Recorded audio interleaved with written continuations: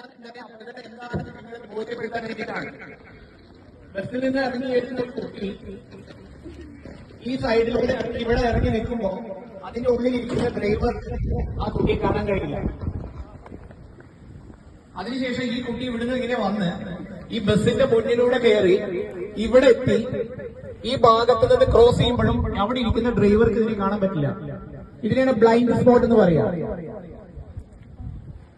അപ്പോ ഇതുവഴി ഇങ്ങനെ പോകുന്ന കുട്ടീനെ ഒരു കാരണവശാൽ ആര് കാണുന്നില്ല? ഡ്രൈവർ കാണുന്നില്ല. അപ്പോ ഒരു ബസ്സിന്റെ മുന്നിലൂടെ ജീവിതത്തിൽ ഒരിക്കലും ഇതുപോലെ നിങ്ങൾ ക്രോസ് ചെയ്യാൻ ശ്രമിക്കരുത്. മിനിഞ്ഞാന്നുണ്ടായ അപകടത്തിന്റെ വ്യാപ്തി അത്രത്തോളം വലുതാണ്.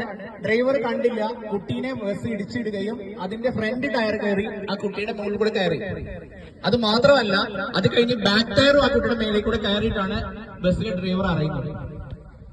അപ്പൊ ബ്ലൈൻഡ് സ്പോട്ട്